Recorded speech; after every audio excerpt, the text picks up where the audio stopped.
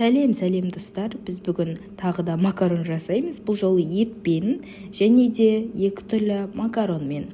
Сонымен бірге бізге екі макарон керек болады, томат керек болады, роллтон, ақ май, өсімдік майы және қуырылып жатыр осылай етіміз жақсылап, пияз, бір пияз, төрт картошка, 4 дана, болгар бұрышы, жарты болгар бұрышы және екі сарымсақты қоса салған болатын. Осының ішінен алып, сөйтіп осының бәрі бізге керек болады. Қосымша тағы да бізге керегі ол қайнаған су және тұз керек болады. Кеттік достар, осылай жақсылап қуырып аламыз, астын орташа қылып, жақсылап қуырамыз қызарғанша, үстіне тағы пияз салып, екеуін бірге қуыратын боламыз жақсылап. Одан кейін екеуі жақсылап қуырылғаннан кейін келесі этабына өтуге тырысатын боламыз.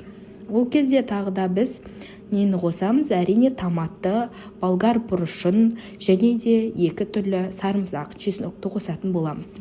Сол екі түрлі барлығын қосқаннан кейін жақсылап тұрып, қатты көп құймайсыздар. Астындағы от осындай болып тұру керек, қатты қылып қоймаңыздар. Жақсылап тұрып барлығын қуырылып алғаннан кейін осылай кішкене су құйып қоюымыз керек. Барлығы бірге қатты көп құймайсыздар, жартылай немесе жартыдан таз қылып қойып, ол қойлану керек. Массамыз қойланған кезде жақсылап тұрып, араластырып тұрып, қарап өздеріңіз тұрасыздар. 15 минут тұрулары да мүмкін. Ол газыңызге байланысты. 15-20 минут тұрса да тұруы да әбден мүмкін. Осылай жақсылап араластырғаннан кейін, оның үстіне тағы мен картошканы салып жіберетін болам, картопты. Ол картопты жақсылап салып жібереміз. Бұл жерде менің етім қаралау деп қарамаңыздар, себебі бұл жерде картоп, яғни ет өте жақсы қуырылған деген сөз. Оның еттің өзіндік дәмі сезілетін болады, достар. Осылай жақсылап тұрып араластырамыз, жақсылап.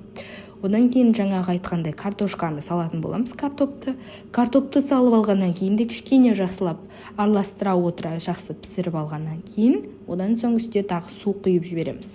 Міне осындай болып тұрады, түрі әрине сорпаға ұқсап тұр, дегенмен де бұл негізінен макарон болып шығады. Осылай біраз ұстап тұрамыз да үстіне жақсылап екі түрлі макаронымызды қосатын боламыз. Екі түрлі макаронымызды тым көп қылмай суға батып тұратындай қылып салуларыңыз керек. Өздеріңіздің қалауларыңызша кез келген макаронды. Сосын оларды салып алғаннан кейін бізде дайын болады. Роллтон қосып, содан соң біраз қасық тұз қосып жіберулеріңіз керек.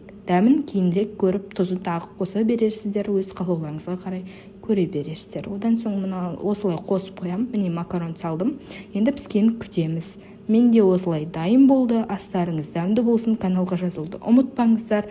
Сау болыңыздар, ас болсын.